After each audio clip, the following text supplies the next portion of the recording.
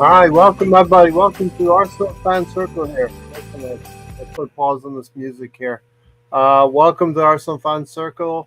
Pull up a chair. You're all welcome here. This is the Sunday show, and I thought we better get something out to the masses, out to those who watch the show. We'll see who joins us today. But it's been a little bit tricky in recent weeks. Stan may join, Tony may join, Gary may join, Alonso may join, or it may just be Ray here doing solo, and that's fine. I'm gonna wait for a few seconds here till a few people get in the chat box and say their hellos. But yesterday we had Arsenal beating Everton at the Bill Hutchinson. I think it's called Bill Hutchinson. Can't remember actually what it's called.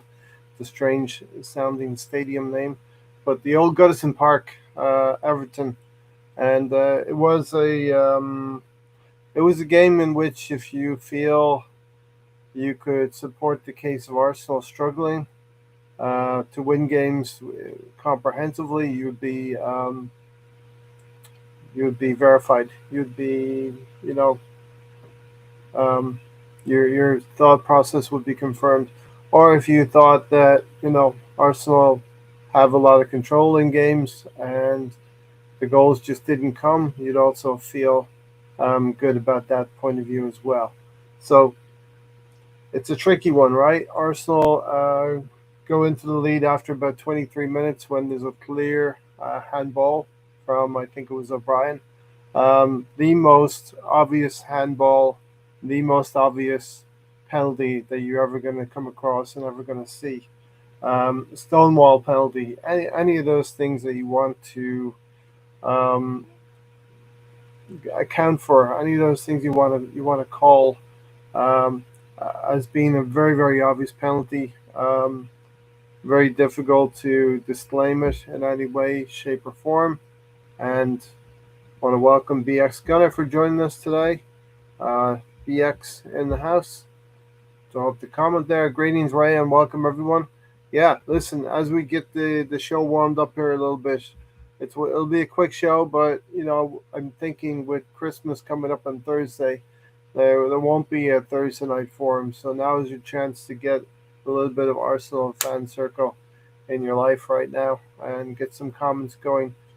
It's a busy time as people are shopping for gifts and getting ready for the holiday. Merry Christmas to everybody, and let's take a moment. I know it's a small consolation, but Arsenal are top of the tree once again. I think it's been 3 out of the last 4 seasons we've been top at Christmas, and the real celebration comes about 6 months from now, when when the season concludes at the end of what will be a World Cup year, and the World Cup will come to the States here. Been controversial, the World Cup has, but for us, it's all about the club. It's all about the Arsenal players getting some club honours with Arsenal. The likes of Bukayo Saka and Declan Rice have their England places assured. Um, so now they can just concentrate. Their certainties to go to the World Cup, you would think. Now, for them, it's just about proving with Arsenal, taking it 1 week at a time, one game at a time, and getting the results that we need. This result at Everton was paramount, the most important result. Having had recent away games in recent memory, Aston Villa was the last away game. We lost that one in a tough situations at the last kick of the game with Buendia scoring. The game before that, Caicedo had been sent off at Chelsea, and we were, in some ways, we didn't play well enough, lucky enough to get away with a draw, even though we played with an extra man for most of that game. And then up at Sunderland, at the end of my trip and my vacation, um, Sunderland drawing 2-2 in late circumstances as well. So we've had our difficulties away home recently. So that's why it was really important to get 3 points yesterday. Um, as Gary always says, the performances are the most important thing. Behind the results, the performances are the most important thing. So we can discuss it now, and in the chat box. Let me know your thoughts about yesterday's game. Um, throw in any comments that you'd like to have discussed. I've got a few bullet points here as well that we can go through, but yeah, the real news is we're top of the Christmas tree, top of the table, going into Christmas for a third time, I think, out of 4 years. Um, yeah, BX Gunner, definitely agree with you. We're proving to have more lives than a cat. We got away with another one, and you know the Saliba penalty shout. If that happened to Arsenal, hand on heart, I would want a penalty kick as well. It happened to us at Aston Villa. Um, you're looking for consistency from the referees, but very, very, very, very relieved and very happy that we didn't concede a penalty kick there, because we were close to that second goal, we were close to that third goal, but we did not take our chances. We did not finish our dinner. Um, so we're proving to have more lives than a cat, indeed, BX. BX said we made the last 6 points. Looked like a battle against life and yeah, against life and death. Uh, when and I've seen some people quote the last two games we won from through a penalty and through two own goals. Um, Very, very fortunate circumstances. I would say I'm a pretty optimistic. I would say I'm a pretty optimistic gooner, and to say we've gained our last 6 points against what you would say is a two poor teams. Wolverhampton Wanderers are just turning in the worst results ever that I've seen in the Premier League. Wolverhampton Wanderers lost to Brentford yesterday as well, at home, um, and we made heavy work of beating Wolverhampton Wanderers, and we were very, very fortunate to gain that penalty because not many defenders have thrown their arms up in the air in that fashion. Um, we did. Our set pieces did scare the defender enough to maybe put his hands up and try to block Calafiori from getting to the pitch of that ball. But that was definitely something. All right, Steven is in the house. Hey everyone, I hope you're good. I survived my hernia surgery. I'm now at home recovering. So take it easy, Steven. The first few weeks. Till you heal up and get stronger. And best wishes are with you from all of us here at the podcast and all of us in the chat box as well. Um, BX said, I think we're riding Lady Luck's coattails. Yeah. So as we get settled in, we got a few more people joining us. I know Sundays are tricky for Stan. Gary might be watching the Cowboys, and Tony. Tony's been recovering from some things as well. So um, I'm here, and let's get to it. Okay.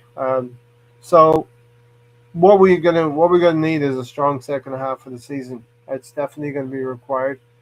This Manchester City team, they laid low a little bit last season as Liverpool took advantage of our own situation, not doing anything in January. Liverpool went on. Some would say out of canter, but I think they led the race unchallenged very much since about March of last year when Arsenal's challenge finally faltered at home to West Ham. We were dead on our legs. And since then, Andrea Berta has retooled us a little bit with with not Arsene Wenger, Mikel Arteta, and we've gained a lot of players in our squad and upgraded the average level of the players coming in, to the extent of where we are looking at ourselves 2 points clear of Manchester City without Gabriel Magalhaes having played very, very many games for us this season. We have to recognize Hincapi, Calafiori, Mosquera uh, have really taken up the slack from Gabriel Magalhaes not being with us for this close to the first half of the season. So that's definitely something. If you want to look at um, the bottle half full, that's definitely something you can look at. Gabriel Magalhaes, Kai Havertz, probably two of our more influential players. If you're going to think that Victor Gyökeres hasn't done very much for us this season, or Gabriel Jesus hasn't set the world alight just yet, uh, and then you could say, well, we've got Kai Havertz coming back and we've got Gabriel Magalhaes coming back, and that will definitely boost us in the second half of the season. We're going to get to the end of this calendar year, halfway through the season. Another two games will make that halfway through the season at the halfway point. We play, I think Aston Villa is coming up, but before Aston Villa, I think we play. It escapes me right now. I know we play Crystal Palace. I think it's Brighton. We play Brighton at home and Aston Villa at home. That's right. We have a couple of home games coming up. I have it actually here. We play Crystal Palace on the 23rd. Next Saturday we play Brighton at home, and we play Aston Villa at home, and that will bring us to the halfway point in the season. Um, and then the second half of the season, FA Cups will come in. If we're victorious over Crystal Palace, who seem to have slowed down a little bit, Crystal Palace have, losing to Leeds United yesterday, which was probably the shock result of the weekend. But congratulations to Mr. Tom for Leeds United getting a win. Leeds United are going to be a tricky away day fixture for Arsenal on the return. We beat them 5-0 at the Emirates. Um, it won't be that easy coming back to their place. Comment here from the Arsenal Misfit, Stephen, recovering from a hernia. I hope you're doing well, Stephen. What I don't get is all these people watching this club struggle to score goals, and I think everything's fine. What the hell are they watching? Yeah, Stephen, exactly. If at the end of the season we want, we well, if at the end of the season we're talking about Arsenal winning the league, there's a couple of there's got to be at least a handful of days where we have won our games in what is called title winning fashion. You know, cavalier attacking football. Um, Either we win with fantastic performances, barnstorming wins, or we win routinely, like Man City did yesterday at home to West Ham, winning 3-0. And that's where, after 5 minutes, Haaland scored, and you're telling yourself, well, this game is over. Arsenal needs some more of those convincing performances and scorelines. Uh, Beating teams, like I said, we beat Leeds 5-0 earlier in the season. There hasn't been too many performances from Arsenal that you would say, uh, well, we took them apart in the first 20, 30 minutes and the game is basically over.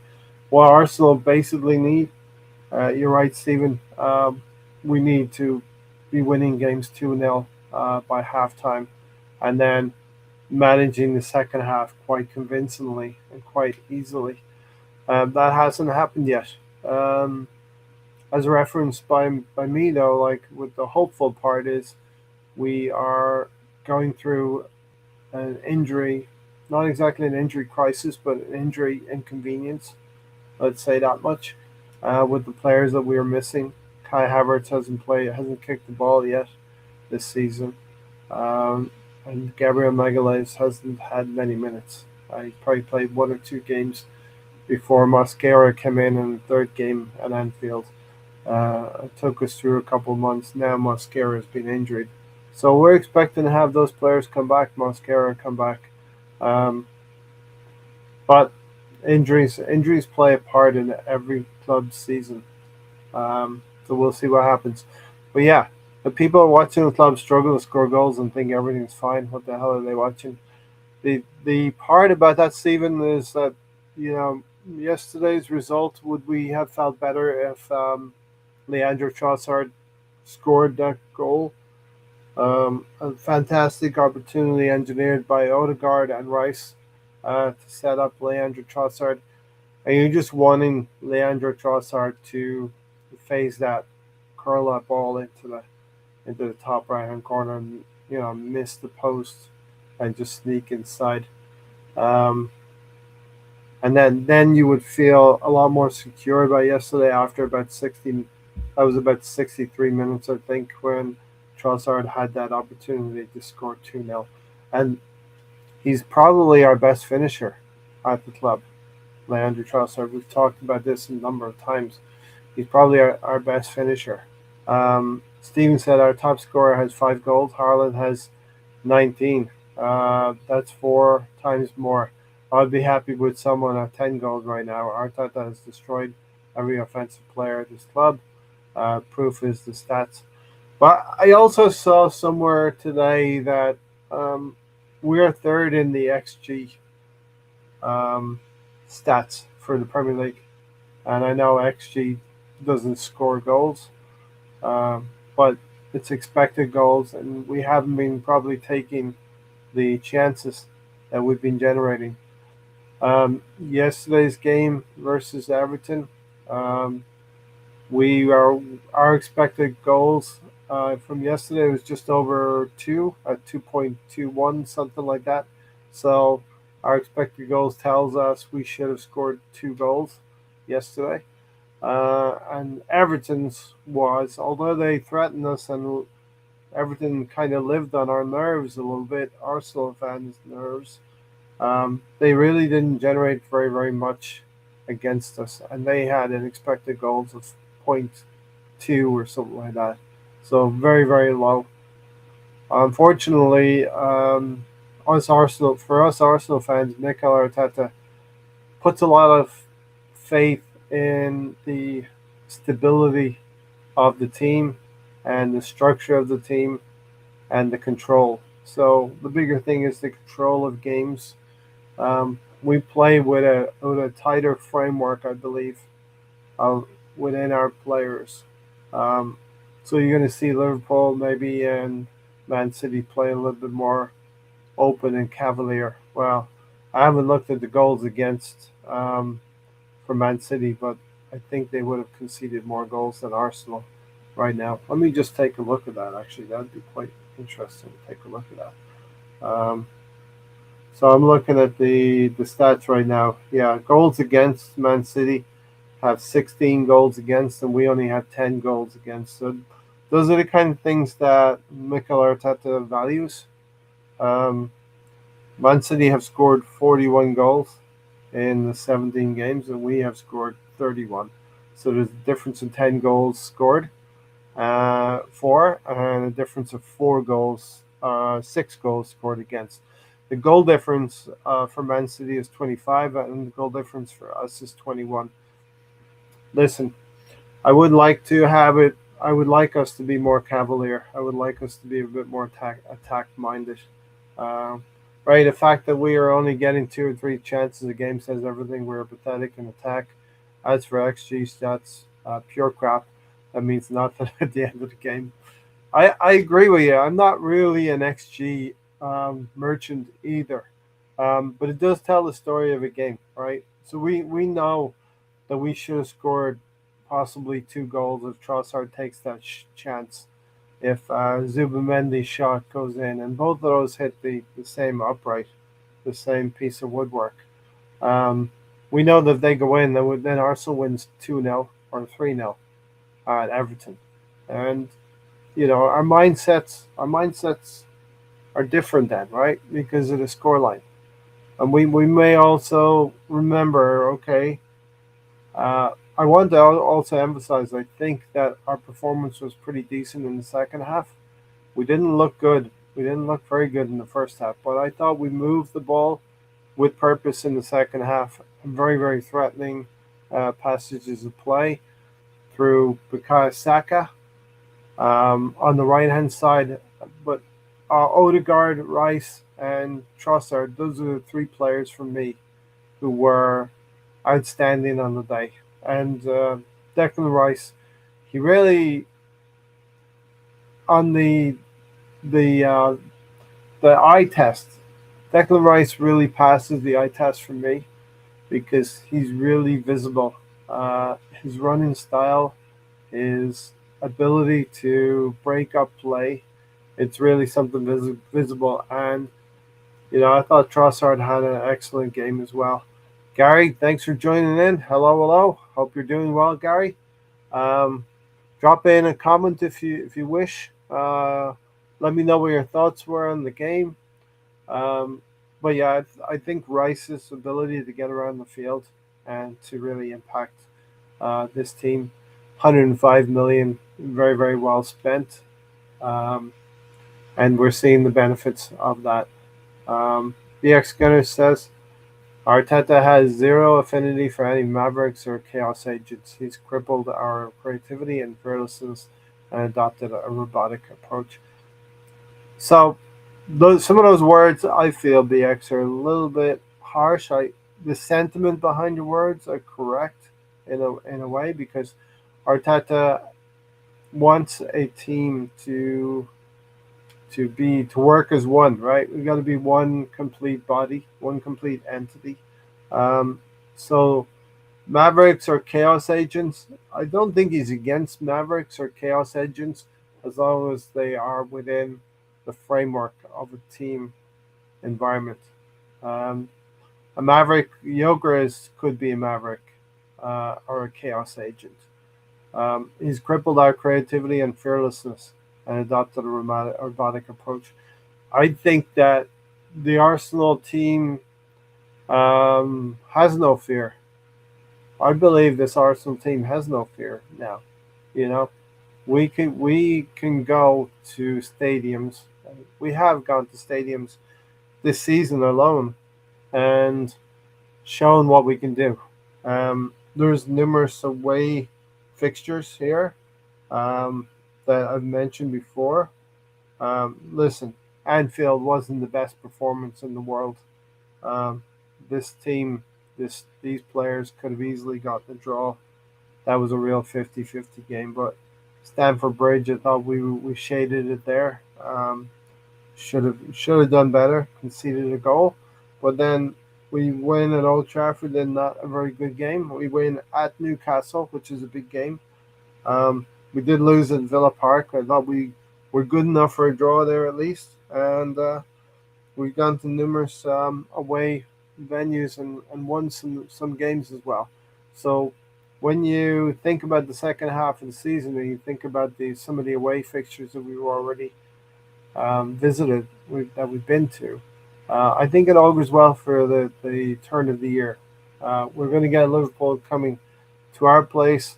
We're going to get Man United. We're going to get Chelsea. We're going to get Newcastle. And right pretty soon is coming up is Aston Villa. And these will be critical games now, you know. Um, on a different tangent, it was nice to see Emery and Villa beat United. They're now 3 points behind us and the hottest team in the league. Would not be surprised if they're ahead of us by January 1st. So that's going to be a monumental game at the end of the year here.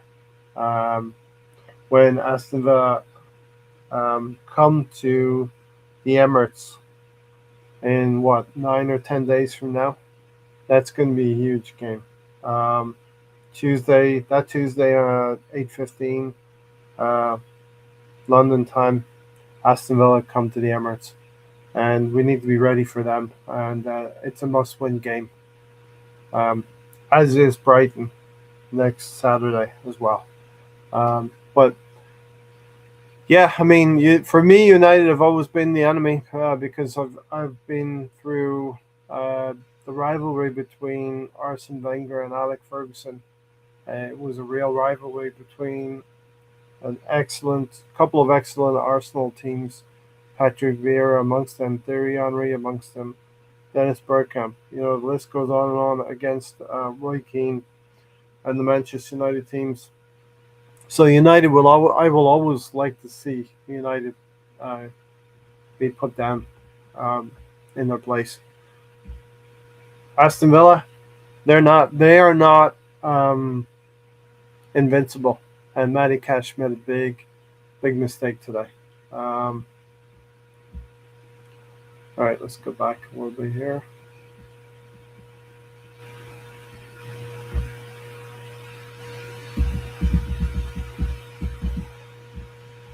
Let's see this one.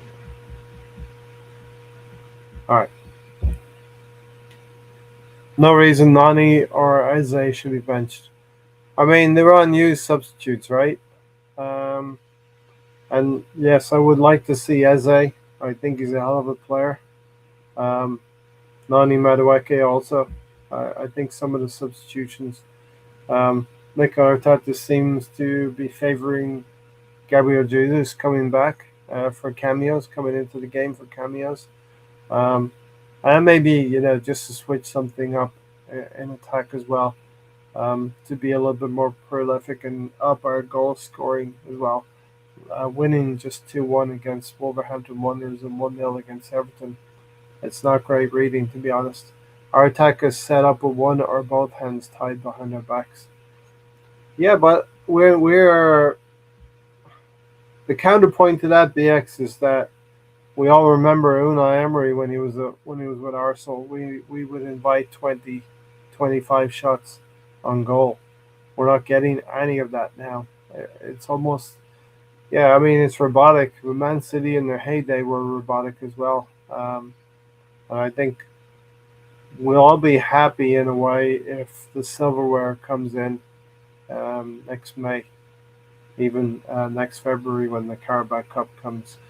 Um, BXL, I mean, the players fear going off script. Yeah, yeah, exactly. The players fear going off script because it could be dropped. I think there has to be, whether we like it or not as fans, there has to be a set way of playing. Every manager, every coach has to formulate a set way of playing for their club, and that has to be adhered to. Otherwise, um, otherwise you have teams that are kind of in the wilderness, and we're fortunate right now to be looking at things from the top of the pile, and we can see whether we like the way our football is being played now or not. We can see that we're a very well run club. We have players in every position now. Where Gabriel Magalhaes, we're going to miss him, but we can still get results without him. You know, Kai Havertz, we're going to miss him, but we can still get results without him.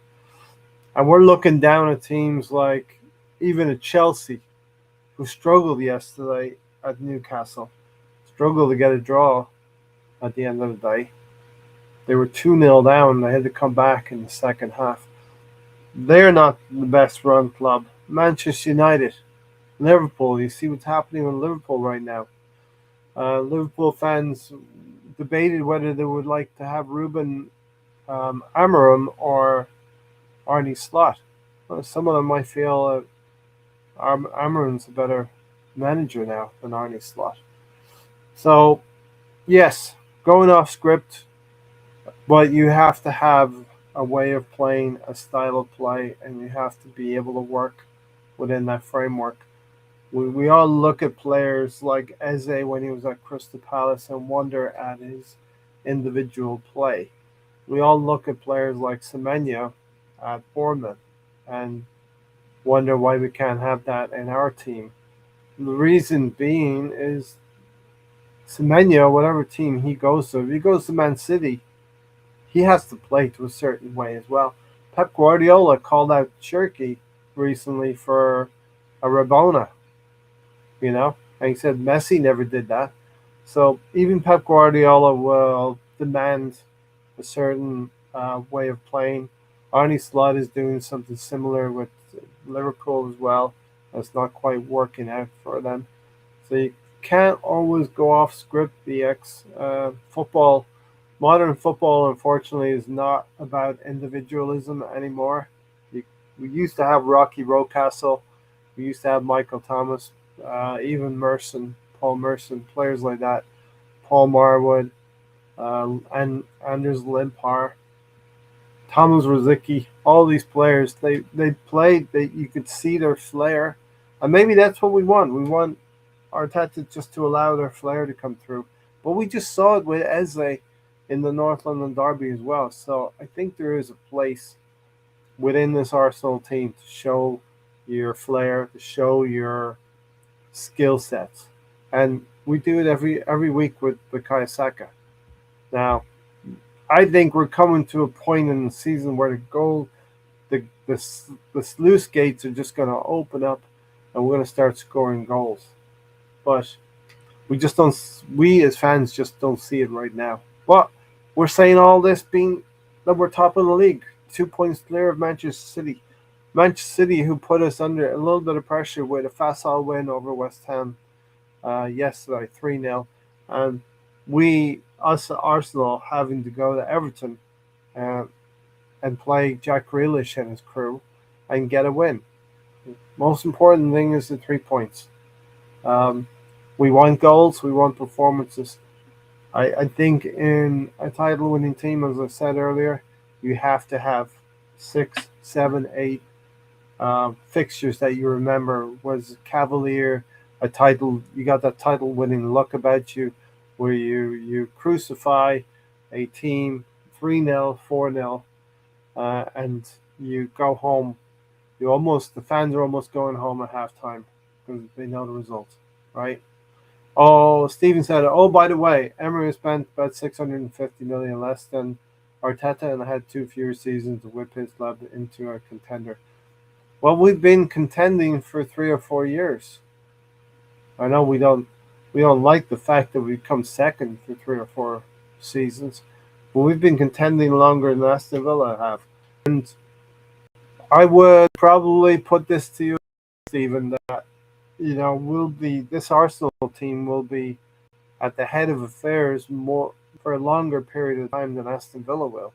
You know, what Aston Villa are doing may not be sustainable. You know, um, I think what Arsenal are doing is sustainable. We just need to get to that step of where we consistently win games now.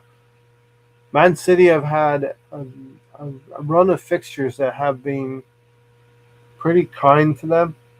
They've won 5 games in a row, but think back on those games. One of those games was a Leeds United game where they were 2-0 up and they were brought back to 2-all, and they were lucky to get the winner in Foden. The other one was at Fulham, away at Fulham, 5-1 up in the second half and end the game 5-4 and almost concede a fifth goal. It's difficult to know who you want to be. I mean, do you want to be Man City, who can score goals and have a good goalkeeper at the back? But I, whilst the rest of the team are of high quality, I don't think they're super high quality. They have Man City have Erling Haaland and they have Donnarumma. They're a little bit suspect defensively, and I think they have some decent players going forward, but they don't have top quality players. It remains to be seen what's going to happen this season. Um, some of you will say they've got the qualities, they've done it before, but Pep Guardiola has retooled most of this team. Some of these players have not won a Premier League with Man City yet. You know, and whilst Arsenal, you could say this Arsenal team are well stocked with excellent players throughout the team, and we have enough. We should have enough to keep going and to maintain our advantage over Man City. Man City have won 5 games in a row, 5 out of the last 6. Since their loss to Newcastle, they've beaten 5 teams. Um, Arsenal have lost a couple of points in that time, in those last 6 games. We lost to Aston Villa and we drew to, I think, Chelsea recently. You know, but Man City already lost at Aston Villa, and they could quite easily drop points when they go to Stamford Bridge later this season. So yeah, I mean a lot of this stuff. Sure, money comes into it, 650 less, but it's where you are with and what you have done with that money. You know, let's talk about the return of Martin Odegaard, because that was something that was a little bit contentious um, amongst the Arsenal fan base. We already mentioned Eze and Noni, right? No reason for them to be benched. Odegaard comes in and starts this game against Everton. And whilst I thought Odegaard, the whole team struggled a little bit in the first half, Everton gave it their best physicality the first 20 minutes. But after the goal, after the penalty that was given to Arsenal by the handball by O'Brien, I thought we were in a lot of control of this game. And Everton, whilst they're only a goal behind, and anything can happen in football, that's where we were. That's what we were feeling at the time. This could anything could happen at 1-0. We controlled the game very, very well, and we played really well in the second half. I thought the likes of Declan Rice, Zubimendi, and especially special mention for Odegaard, because I think he played well. He progressed the ball quickly. He got quick ball out to Bukayo Saka, something that they maybe identified in the lead up to this game. Odegaard kept feeding Bukayo Saka um, with quick balls out to the right, and Bukayo Saka had a couple of opportunities. Always seems to be that the ball bounces off him last, and we don't get the corner kick. Um, on the left hand side, Trossard played a really good game as well. I think Mikel Arteta really values Leandro Trossard and his ability to be able to keep the ball. So what we're seeing from Mikel Arteta, from my point of view, it seems like he's starting the games with Leandro Trossard, uh, with the ability to keep the ball and be able to tire the defender, his fullback out, and then we bring on Martinelli in the second half. So speed versus tired.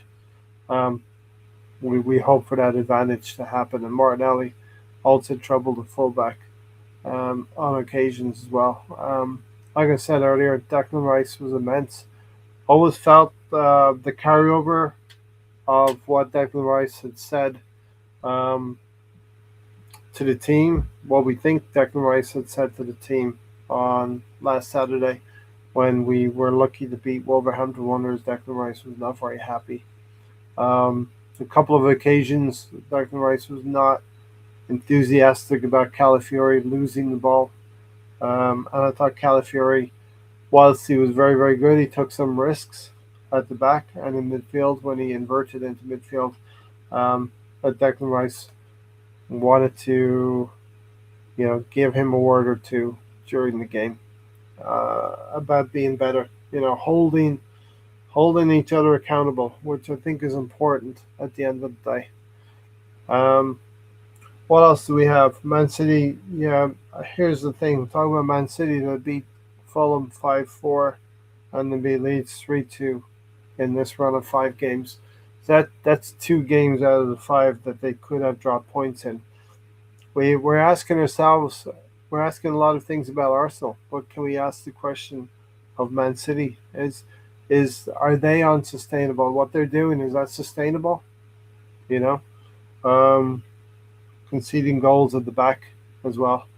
They've got a good goalkeeper in Donnarumma, and they're going to beat teams at home in very rudimentary and routine fashion. Beat West Ham at home very easily. Is what they're doing sustainable? You know, we are 2 points clear of Man City, and without our first choice, without a settled back four, that's got to count for something. That we've gone to difficult away grounds, and yes, we've had a mixture of results. We've lost at Villa and Liverpool. We've drew at Chelsea, but we won games at Old Trafford and Newcastle. Um, and we've done all of that without having a settled back four. without having Gabriel Magalhaes for most of the season, without having Mosquera or Saliba at times as well. Um, and we've done all this playing in those difficult away fixtures as well, and still 2 points clear. Um, Strength of schedule is something that's important, but you got to play the games. And for us to benefit from this really, really good start after 17 games in the league, we have to take care of business when those teams come to our ground. When Aston Villa come to the Emirates later, um, later this month, we have to take care of business and beat them. Those, Stephen, if you're still listening, then those will be title-winning games. When you think about Liverpool and what they did last season, it wasn't their results away from home so much that would tell you that they were going to win the title. Mo Salah scoring was mostly at Anfield, so allow those big games to happen. Allow Aston Villa and Liverpool to come in because we're going to be playing Liverpool next month as well in upcoming games. So let's see what we got in upcoming games. Yeah, we got Aston Villa on the 30th of December, and then we go away to Bournemouth, which is going to be a tough game. So January is going to be tough. Away to Bournemouth, at home to Liverpool, and away to Nottingham Forest. There's nothing easy in this Premier League. And then around about my birthday, it always seems to be around about my birthday in late January, Manchester United and Arsenal play each other. So Manchester United will be coming to the Emirates on the 25th of January. And then, as I mentioned Leeds earlier, at the end of next month, at the end of January, we've got Leeds United at Ellen Road. So there's nothing easy about the Premier League. We've seen teams like Crystal Palace, Bournemouth, Sunderland, not fashionable teams. We've seen those teams be difficult and be tough. Leeds United away will be tough. Nottingham Forest, there's another player that I would value, Morgan Gibbs White, another player that may find a uh, a transfer in January or summer. You know, Morgan Rogers, another player we probably marveled at in that game. Two great goals from Morgan Rogers, and he's with Aston Villa now, and Aston Villa are 3 points behind Arsenal. So the gap to City is two, the gap to Villa is three, and then we have a big drop off of 10 points to Chelsea and Liverpool. Sunderland 12 points behind in sixth place, and Manchester United 13 points back in seventh place. Crystal Palace, who had been good recently, losing to Leeds yesterday, a strange result. But that can happen, right? Chelsea lost at Leeds as well. No easy games in the Premier League. Man City will find also that it's not easy. They've already lost 4 games this season, Manchester City. So anyone thinks that this league is going to be won with 90 plus points, I think you should have another look at it. I think we're looking at high 80s, 88, 89 points winning the league this season. But obviously, we'd love Arsenal to get there as well. 2 seasons ago, Arsenal won 28 games, drew 5, and lost 5. And that's kind of what we should be looking at, 89 points, winning 28 games. And we've got 12. We've won 12 out of 17. Um, so we go again, and we win another 2 games. That's 14. At the halfway point, we beat Brighton. We beat Aston Villa. At the halfway point in the season, we got 14 wins. And we go into the second half of the season and get another 14 wins. And that's really what we're looking at, 28 wins this season.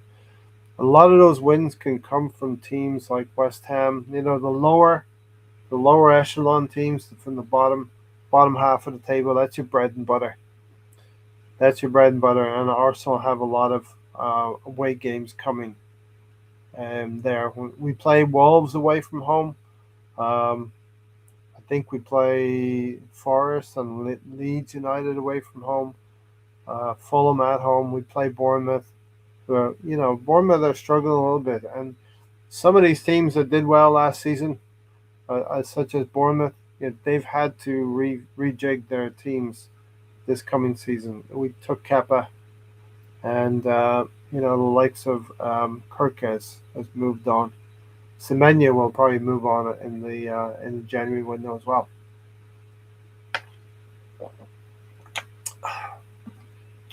So, with all that being said, Arsenal yesterday beat Everton, and the Odegaard Odegaard probably made the decision to give the ball to Victor Gyökeres, but Kayasaka didn't pull rank and try to get the penalty.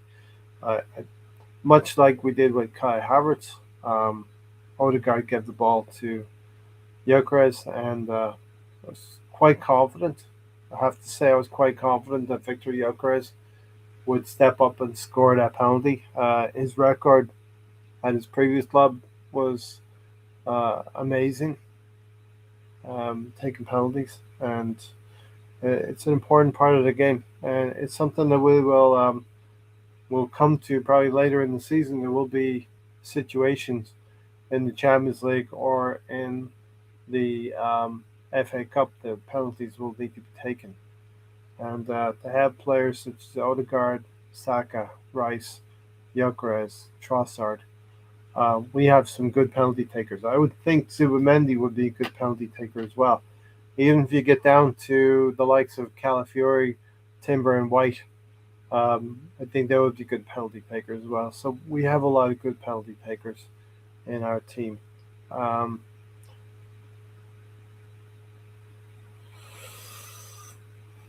yeah. So listen, I really feel. I mean, it's not easy to sit here and predict how things are going to go, but I really feel that we are on the precipice, on the cusp of really slapping some teams coming up, and we need to start playing a little bit better. We need to start taking our chances. Uh, Beat Brighton next Saturday. Beat Brighton at home, and set up another game on the following Tuesday with Aston Villa coming to town as well. Um, Next Tuesday, Crystal Palace. There's been some talk about Crystal Palace and the Carabao Cup game in the quarterfinal. Listen, some Arsenal fans have been saying we would be better to not progress in the Carabao Cup competition. We didn't. Here's my take on this: we didn't build a squad capable of winning everything if we didn't want to win everything. So, will we have to pick a team um, and giving rest to some of our players? Of course, most likely that will need to happen. Maybe the likes of Madueke and Eze will play against Crystal Palace on Tuesday night. Look, whilst I'm talking about this and not having a show on Thursday, I'm sort of thinking maybe I could do a show on Tuesday night uh, as well. Because that would be obviously a replace of the Thursday night forum with Christmas coming in next Thursday. Um, Obviously, not going to be a show next Thursday, but could do something next Tuesday night. I have to reach out to the panel, the guests, the guys that will join me, and see if they're up for that. Um, well, listen, not a lot more to say today. You've heard me talking for about 50 minutes now. If there's any last final questions or comments, throw them in there. Just that now it's a poignant time because Mikel Arteta did celebrate, I think, 7 years, 6 years in the job. It's 6 years in the job since 2019.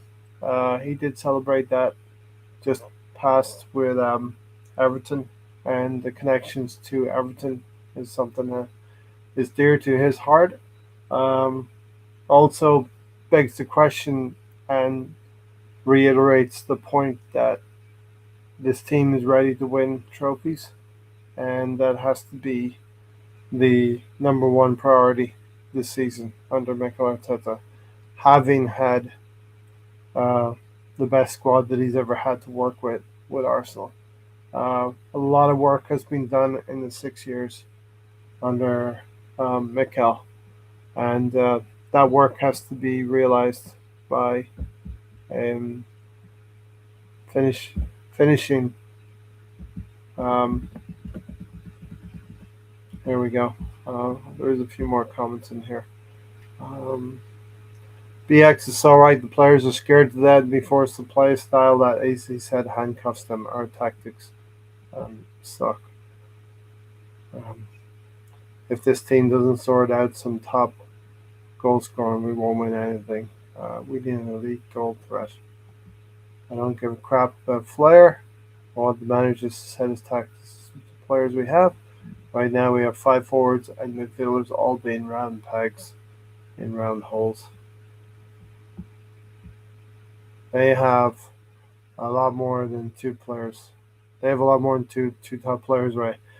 I listen. They have top players, but these world class players, Guardiola, Foden, Reinders, Cherky, Diaz. These guys are all those five. Um, I don't know if I would have any of them in my team, and they are susceptible to mistakes as well. Uh, Holland and Donnarumma are world class. The others are very good players, but of course Villa can't sustain it because they don't have the resources. What's our excuse for failure? We don't have one. The manager has been given everything he needs, but cannot get it done. I agree, Misfit, 100%. Odegaard is an 8. Why is he coming all the way back to the 6th position to get the ball? That's Zubi's job. Odegaard can't make passes to the forwards from that far back. Why is Arteta not fixing this? So I think way back when Granit Xhaka used to go back and collect the ball, and I think that Odegaard is doing that job. Declan Rice is doing that job now. I keep repeating, why are we always inverting? Why is Calafiori being given the freedom that should be designated for Eze? These tactics are horrible. Fullbacks constantly inverting and bombing in space that are supposed to be for our attacking specialists is criminal. We need to let our defenders defend and attackers attack. Simplify, Arteta. Odegaard is a lightweight at that. That's right. Ray, I have no hope. I've no hope in our upcoming games. The way and style we're playing, it's not sustainable. We used to strike fear in our opponents. Now they can't wait to play us. There's going to be some big games coming up next Saturday. Brighton at home. Big games in the sense that it's 3 points and it's tied at the top. Aston Villa will be a big, meaningful game. If things continue the way they are, it'll be first versus third. Um, 10 days from now, we're predictable and one-dimensional. Misfit Lasner has a game plan. I wouldn't doubt it. Well, they haven't been performing very well in the last couple of games. BX. They so when they played Man City and they hit the crossbar and they had the chances, were they playing like Arsenal then, where Crystal Palace was Lasner? Did Lasner set them up to score goals, but they didn't against Man City? BX, you know what I mean? So, we hope that Crystal Palace would do something against Man City. Didn't happen. Were they predictable and one-dimensional as well? I don't know. I mean, I think we all get into this. Ollie Glasner is a good manager. He's making a reputation for himself. Somebody like Liverpool might come and get him. A big club like Liverpool might come and get him. But make no mistake, um, he's as good as manager as Arteta is, because they're not higher in the table, are they, than Arteta? Um, and I know they don't have the same resources. We say that when the new manager in the league does well his first season, we say that when a new manager in the league does that well in his first season and starts struggling, he's been found out. I'm saying it now. Arteta has been found out. Um, right now, the Carabao Cup is probably the only thing we can win, and that's a maybe. Red's in the house. Thanks for joining us, Reddy. Was that the game last night? Yeah, give me your thoughts on it. I'm sure you are. Was it the game last night? Much improvement needed to maintain our position. Now, but ask yourself, are you going to say that if Trossard scores that goal, if Zubamendi scores as well, and we win 3-0? I'm so exhausted from pointing the same problems out week after week after week, and nothing changes. Yeah, well, we don't get to pick the team, Misfit, and that's the unfortunate thing. The fans don't get to pick the team. Only one person gets to pick the team, and only one person gets the criticism for picking the team. Uh, by the time I guess my comments, Christmas will be over. Well, thank you. I'm filling in the end of the show here with some comments, so that's a good thing. Odegaard taking too many touches and slowing us down. Still, you feel that. I mean, I my thoughts are when we bought Eze, I and I still maintain this. I think Eze is a much better footballer than Martin Odegaard. Uh, has more impact on us, dictates can dictate the play, but more importantly, can provide the ammunition for our strikers, the players who will take those opportunities. Trossard, Martinelli, Saka, Gyökeres. You have to have creators and you have to have takers in our team. You know, if you get too many takers on the field at one time, there's not enough creating going on. And if you get too many creating on our team, there's not enough takers. So you have to have that balance pretty correct in that. Maybe Gabriel Jesus is a creator as well. So for every Jesus, you're gonna need a Gyökeres. For every Eze, you're gonna need a Martinelli or a Saka. You know. Um, so we go on. Arsenal go on. We're still 2 points ahead of Man City. Um, Aston Villa are in the hunt still. Big games coming up for the Arsenal, Crystal Palace. If we win the game, we get into a two-legged semi-final with, I think, Chelsea. The draw has been made, so we get Chelsea. Good possibility to beat Chelsea over two legs and get into a final, most likely against Man City. And with our full team, even without our full team, we have a player or two out here and there. I fancy us to beat any team on the day, and we could beat Man City on the day. So, we could get to a Carabao Cup final, but it would stretch us. But other teams have done it. Arteta in game management was better last night, I thought. Everton never offered much threat as well. And I thought, for me, the man of the match was Declan Rice. Throw in your man of the match comments if you got. We'll be here for couple more minutes. If you've got any thoughts on your man in the match, I thought Declan Rice was immense once again, all over the field. The reason why we paid 105 million for him was that David Moyes still may think that we paid too little for him. I thought Trossard was excellent on the night as well.